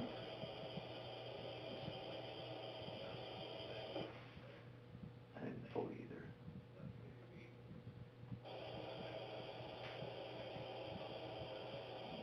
Back it up or not? Scotty, I'm first up. That sounded like me. Try again. 037. Yeah, I'm on scene. Yeah, I think you said, I'm 37. 70 on 37. Yeah. That's what I would have said, but that was, It was muffled. yeah. Yeah. Our radios, they're good, but sometimes. Scotty, I'm first up. Yeah, that's me. Okay. 70 on 37. That means I'm on scene. So that's dispatch's first. They're advising he's in the back corner of test. Okay. I was Sean again.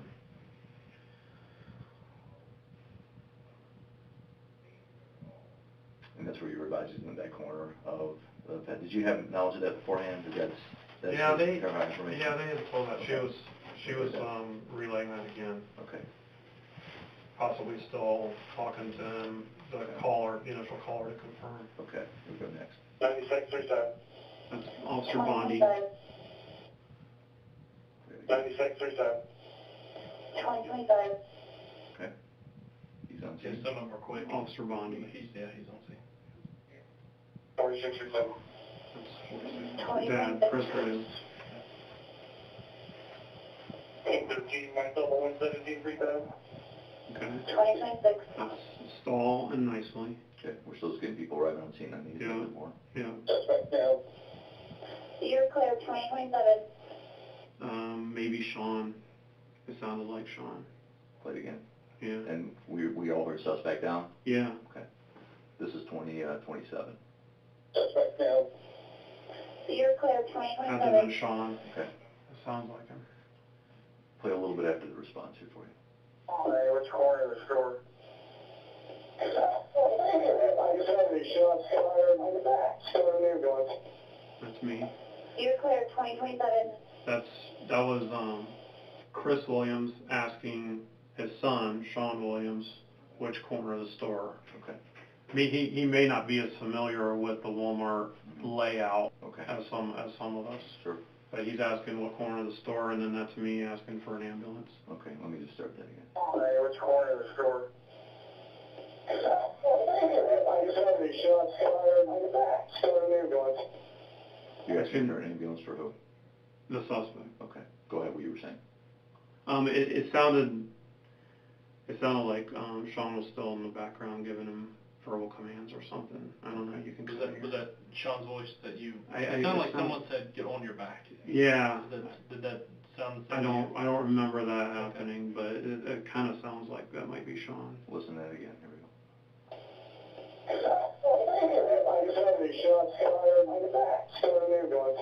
I hear something about on your back. Definitely on your back right after you. It's got to be Sean. We were the only two Okay. there. Yeah. Okay. And I'm the one queuing up to Okay. ask for the ambulance.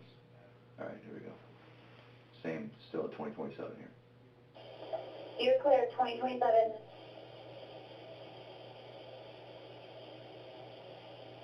So 60, 71 contact, 47 for you.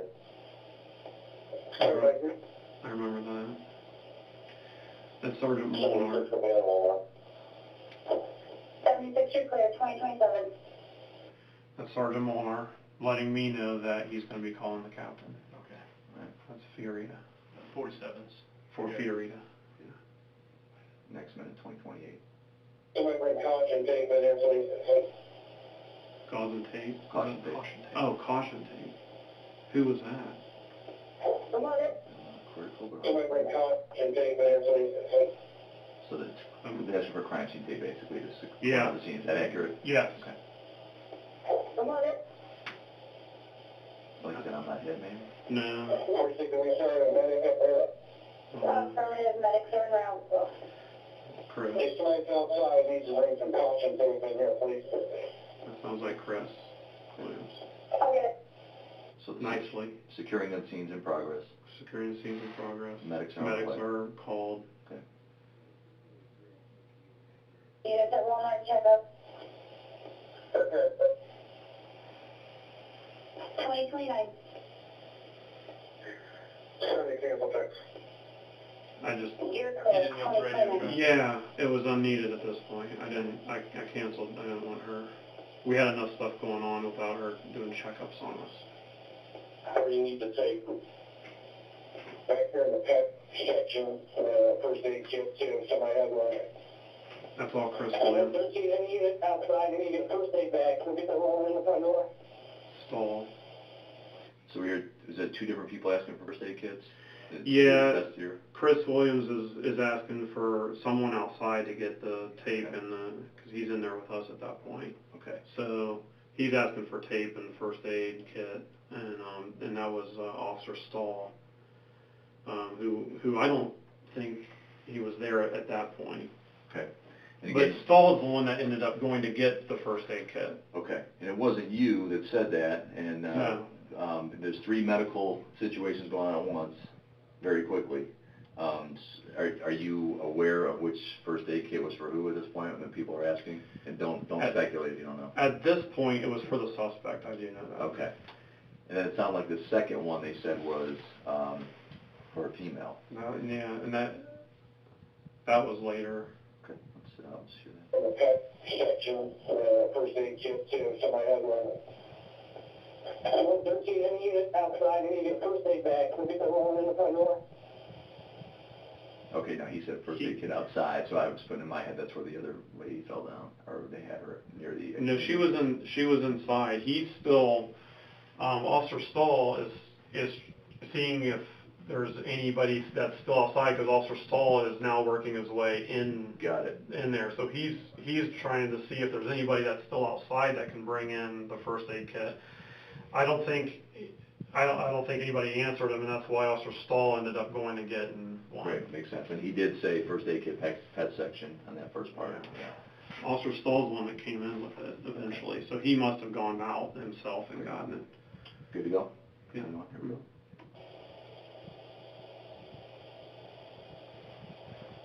I got it. I have no idea who that was.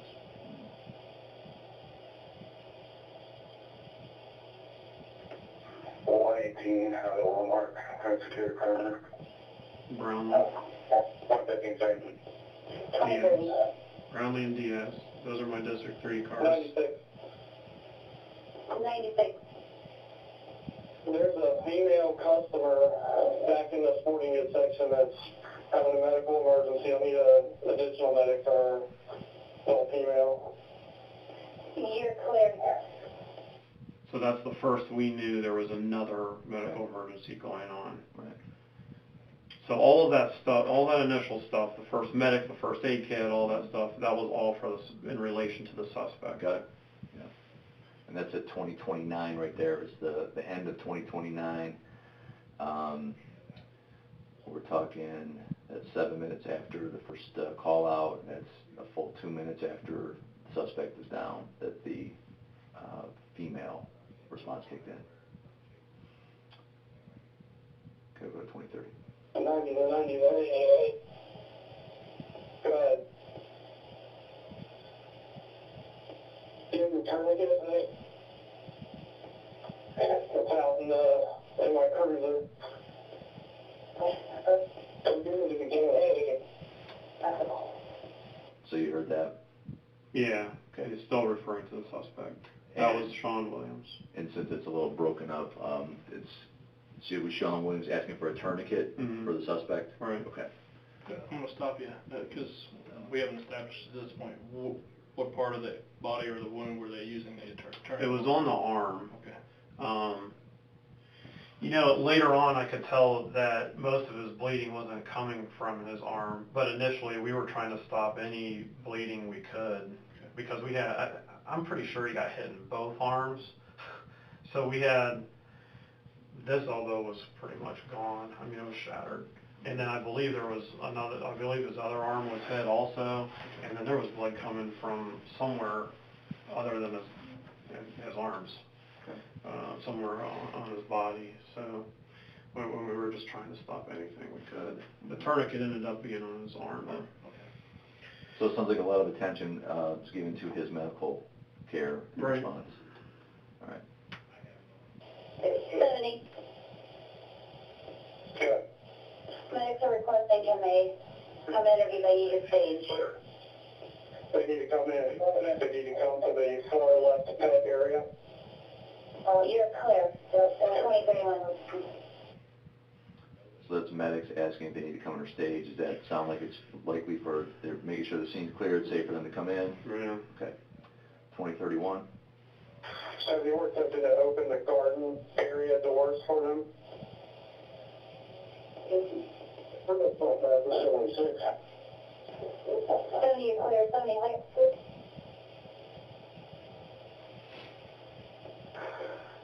Need an AED digging a scaffold in the back of the store, near the fabric section.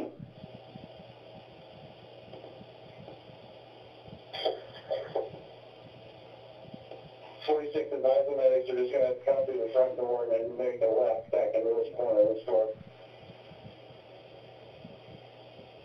46, you're clear. 76, I got it easy. All right, we're back by the bicycle. One more medical response, but did we need to go much further than this? Do you, anything very pertinent after that? Which one are we on there? That's 2031. I would go a couple more.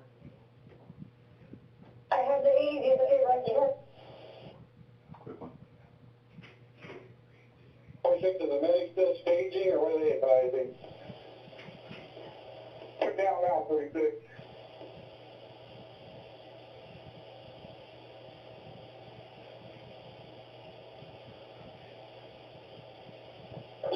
If you have any advice, we're going to need a second medic. 76, you're clear. We have a second medic in round. 76,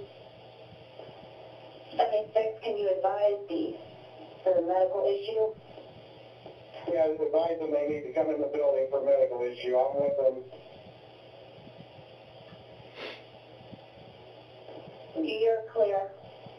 Medics are requesting an issue as having difficulty breathing.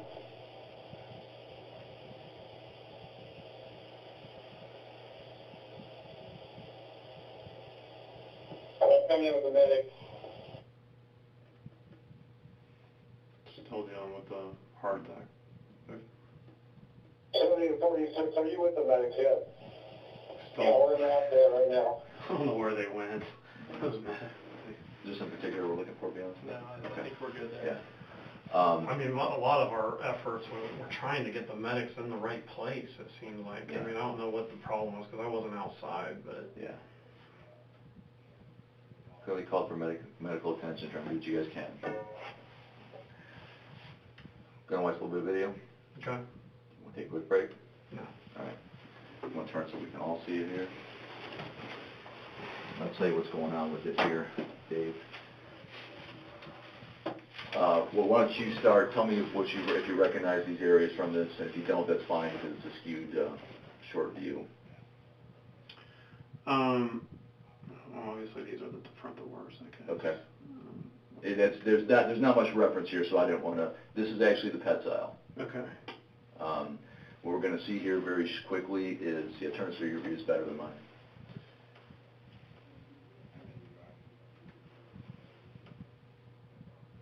So would this be the garden area over here? This view is going to be right here. So it's coming out this way. This door is right here. Okay. So whatever this is...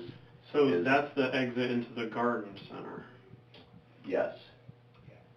Okay. Yep. Okay. Making sense now? Yeah. Okay. So it looks like we're catching... The walls, I mean, these aisles look so much more narrow than I remember them. I don't know if it's distorted or... It's also like, it looks short down there. I mean, those are called Walmart aisles, you know what I mean? Yeah. Yeah. Yeah, I think it's a camera angle. Those security cameras. But that's what it is. Where I've got this stage, about here, just a couple of seconds after, is where you guys are going to approach from this angle right here. You got to come up this aisle here. Okay, then this isn't the exit Oh, yeah, okay, this is in the garden center, looking Back in, into the Yeah. store. into the Yes, store, yes, I yeah. gotcha. Yeah. All right. Yeah, it's hard for us to turn it around to at first, but I'm yeah. with you now. Yeah, I guess it's both an entrance and an exit, if you look at it that way, so we had a different terminology there. And so, pet aisles here. What's gonna happen, but this is about 4 minutes ahead, and we'll speed it up. We'll have to watch the whole 4 minutes, but, suspect's gonna come walking up this way. Okay. All right, and this is about the time, 8:21, where the witness had made the first call to 911. It is specifying his movements. There's no audio on this, Dave. Yeah. And it's touchy, you can only get it every couple of minutes. I think we're about 20 seconds away here. There he comes.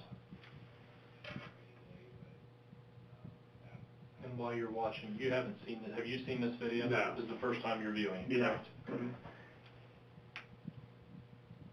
pause a minute, David. So that was the closest you were gonna get of him walking up that way. What did you just see there? I mean, he looks like he has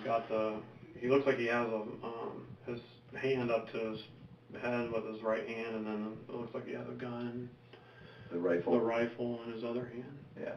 Then he kind of just Take a closer look swings here. it. Let's see if we can get this. It's touchy.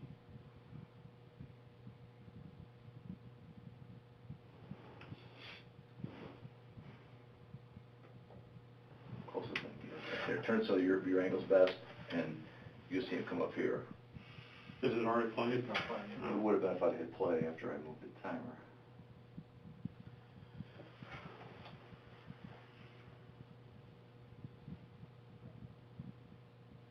Turn as much as you need to. That's okay.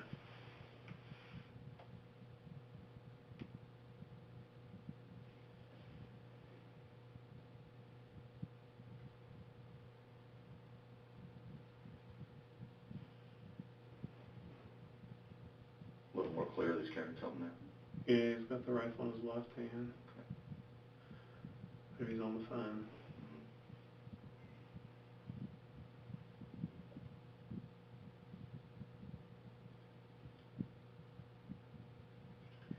Still just waving the rifle around. Yeah. Nothing. And People, again, we got other shoppers over here.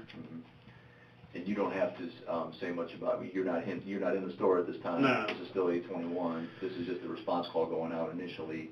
This is kind of right now just for your perspective of what's going on. Right. This is information you only know through a 911 caller, and I'm just showing you guys for your perspective.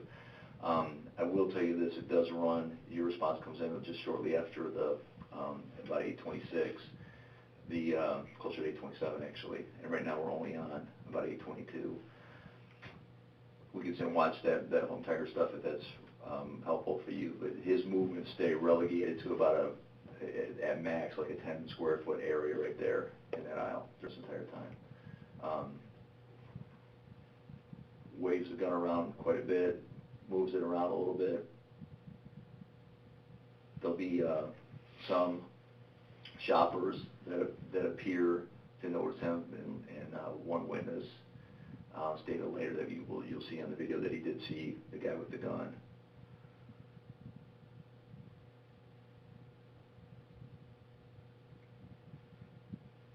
You tell me what you guys want to do. You want to watch the next 2 minutes straight, or you can fast forward it? It doesn't matter. I mean, you can fast forward if you like. You're on time. No, go ahead, fast forward it to Okay. where we come in to the picture.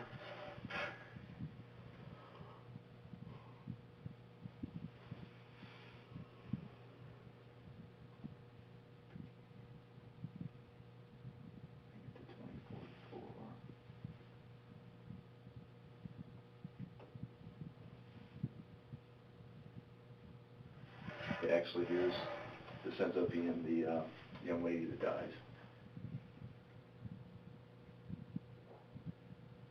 She's actually in the aisle with the suspect. She sees something. She gave a real hard, long look to him.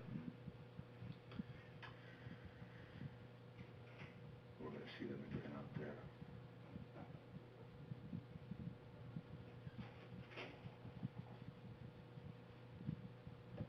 Just for your information, it's about 26:55 when. Yeah, that's what I'm going to do. I'm going to try to get both coming in near the same time. I meant to do, hold on. See if I can, I don't think I can get much closer than that. Guess I can. So we'll do this. Let me start this.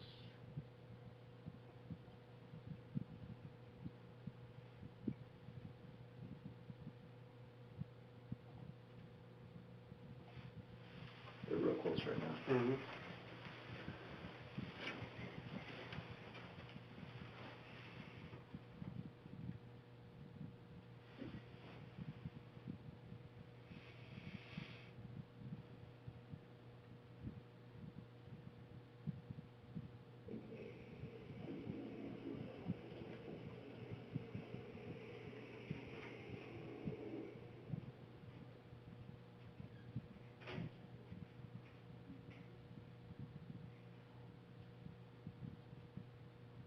A lot going on watching 2 frames. Some of your Yeah. eyes were bouncing back and forth. Yeah, or- they were. Okay.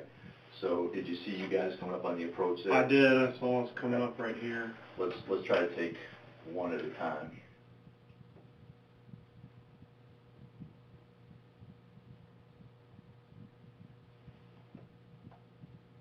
Okay, we're within 20 seconds here, so watch this one. Pause it if you like, or not.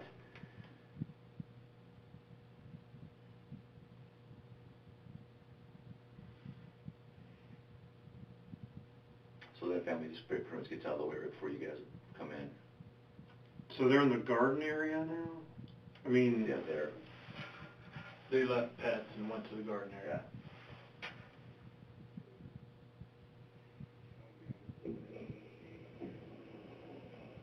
Takes a look. okay.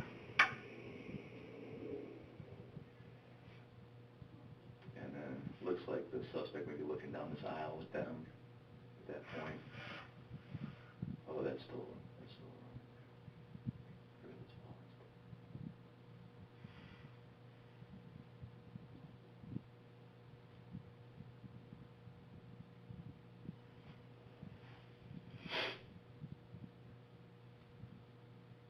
So we're coming up again, block this out, this is pause, so just Mhm. looking at this side now.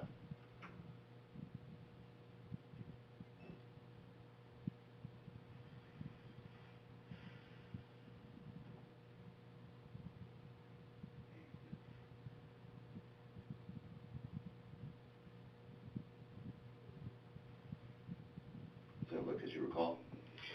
Yeah, I mean, it's hard to always see our feet from that angle, Right. so it's kind of hard. There's no doubt that's you and, is there any doubt that that's you and Williams? No. Okay. And then you would be the officer we see, just the legs we see that come first into frame closest to the, what looks to be kitty litter there? Yeah, you can, I have on the departmental cargo pants Mhm. where Sean Williams was in his bike uniform, so you'll see him in shorts. Okay. We're into that issue I've been having here.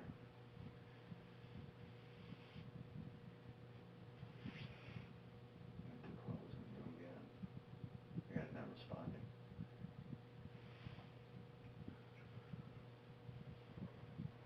So let's see if we can decide to play.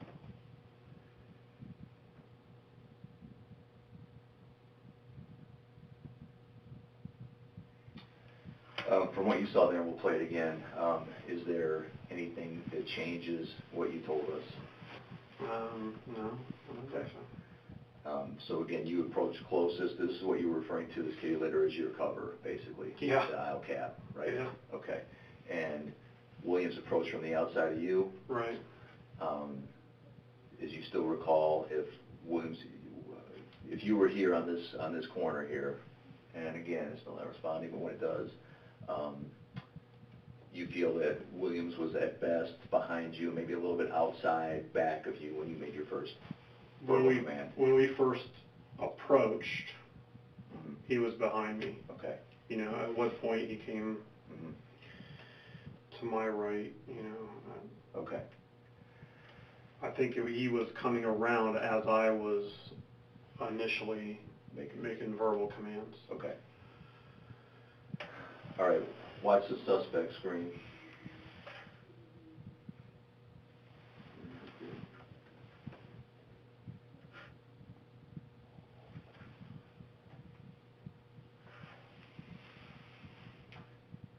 There's no clear indication here because you guys aren't seeing, so you gotta just watch his reactions.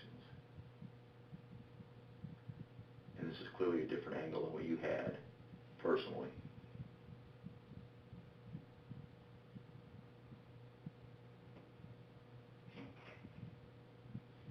You don't see us at all No. in this one? No, not until he's down.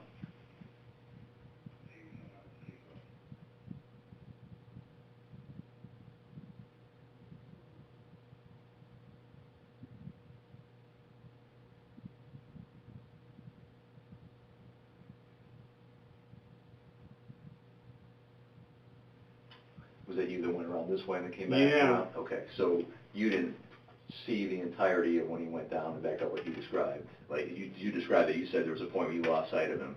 Yeah, because you could see he was headed this direction, and so I kind of went this way, you know, where I'd have a better And then vantage came back point. around, okay. And now I'm yelling at people to do stuff. Right. And again... Can I see that again? Absolutely. See as many times as you like.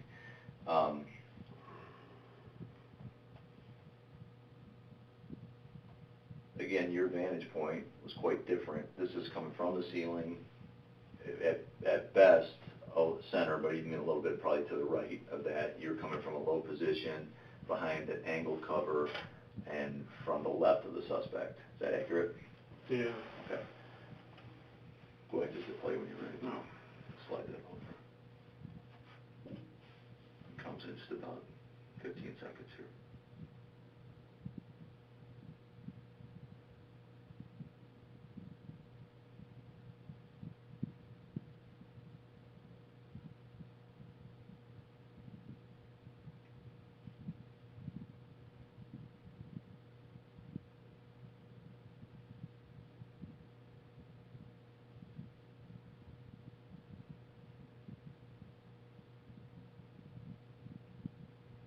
So the suspect clearly went down like you described, he got up like you described, looked to be running back towards Williams. Yeah.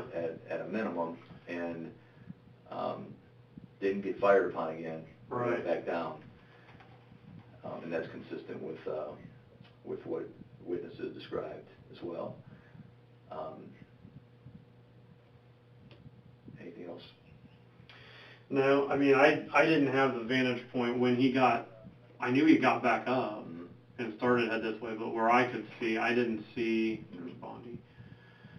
I couldn't see him getting back up to head back, like as if he was headed back for the weapon. I didn't see that part. Okay. Yeah, you were behind here, went this way, and then... Yeah, because I think when he started going that way, I started focusing on this aisle. So you could see, when you were running this way in this aisle, you could see part of his body at least Barely. extending, so you knew he moved and got up. I knew he had gone down, and then he was getting back up again. Okay. And then I lost him. Okay. What we're here to do is just gather the facts of what you saw, heard, did.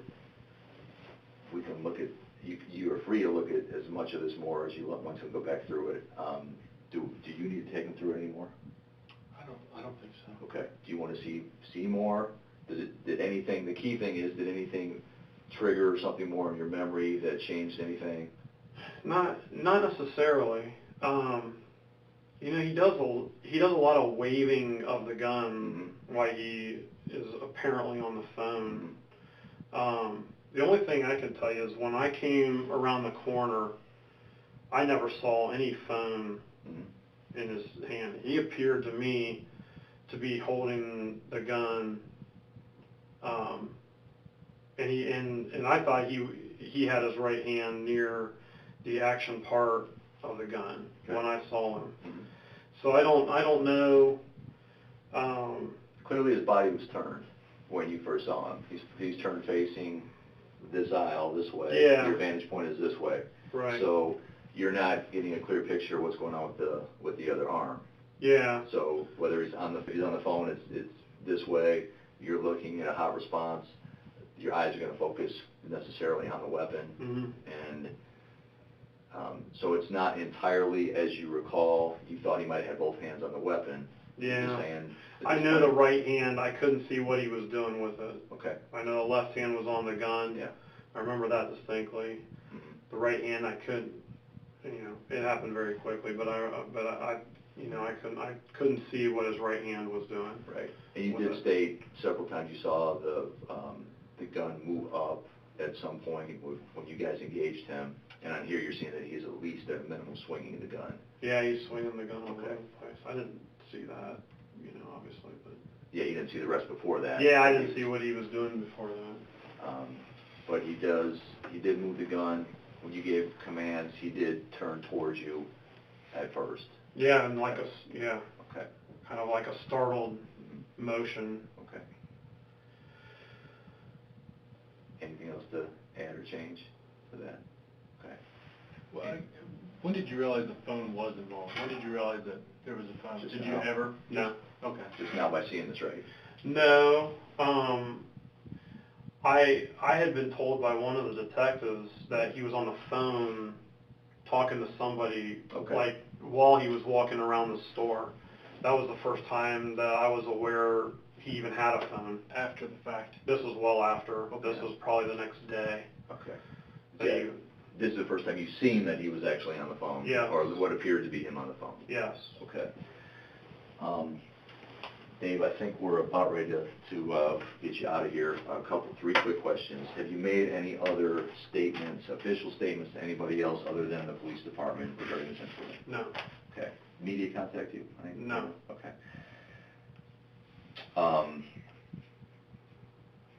Since you didn't make any other statements, you've already answered to us at least twice that your verbal statements that you made in the police department are still accurate to what you recalled on that day and do not differ from what you told us today, No. other than Correct. maybe some little details that swung your memory a little bit. Yeah, I mean, I don't know that it really helps what his right hand was doing. I mean, I recall his right hand seeming like he was messing with the rifle of some kind. Okay. Of course, we had reports that he was possibly loading the rifle. Correct. It appears as though he had a phone in his right hand based on the video.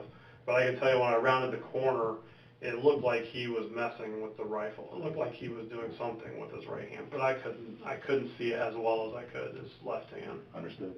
That would be the only thing I could think of. Okay, understood. And is everything you told us today, to the best of your recollection, of the absolute truth of what occurred? Absolutely. Okay. I'm going to go back to this video, just because I don't think we covered it. This gentleman you see on the left-hand side, I This assume guy? that's the gentleman? Yes. Yeah, I don't know. He was there, like, seconds after the Yeah. shots were fired. Do you Yeah. by chance know who that gentleman is? I have no idea. Okay. I know Is he an employee? We don't know that. I mean, we just got this video yesterday, so we didn't know I mean, that it this almost guy, looks like he's watching what you're doing. Yeah. It almost- I didn't know, you said you were familiar with the Walmart, you're obviously familiar with the area. I didn't know if by chance you knew that individual. I don't know him. Okay. I don't know him. Okay. And we're just, the reason Brent's asking is we've got a lot of witnesses, you know how this goes being a police officer. Yeah. Sometimes you have it's still not responding. It won't Yeah. like that. I just wondered if you could Yeah, see his shirt. Oh, I bet I can shut it again. I'm Yeah. sure Walmart could tell you if it's an employee they recognize or something, but I can't think of why else he would be headed to where we are, Yeah. unless he's just nosy. I don't know. And like you said earlier, the store's open, and when you get in, you encounter a greeter and other customers who don't appear to have any idea what's going on. No. Now, while Dave's looking for that video, let me ask you this question. Is there anything we forgot to ask you, or you want to mention that you think is important about this scenario?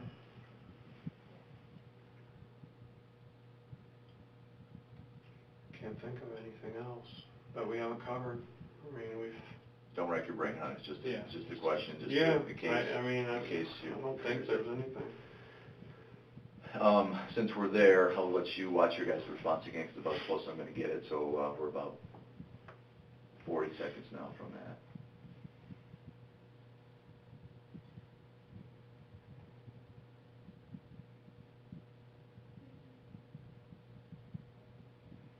But they just pretty much get out of the way when you guys are coming up. Come on up here quick. Make sure you can see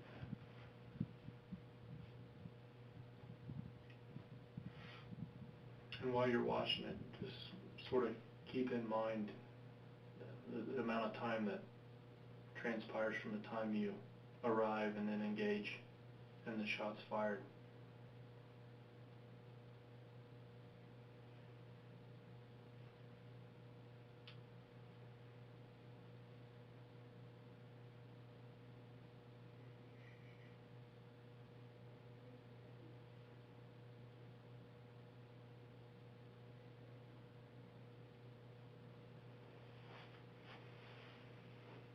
And then we're just looking. Oh, to see where's if the guy? person again. Yeah, So that's the best we got. I don't think that's an employee. He's got his, it's almost like he walked into like, what in the world is that? Yeah. Hat backwards. Does it Yeah, I have the don't think- Walmart color on and the beige and the shorts and stuff, yeah? You know, the Walmart, I think it's a little bit brighter blue than what he's got on. Good eye. And I don't know any of them that wear their hat backwards. Let's not go into any more detail on that then. I don't know Leave who it he at that. is. Just question about witnesses. Yeah. Anything else, Brent? Good. Sir? No, thank you. Okay, it is, it's about 12:19, and we're gonna wrap this interview and hope that we wrap that in enough time for you. Yeah, no, that's fine. Okay.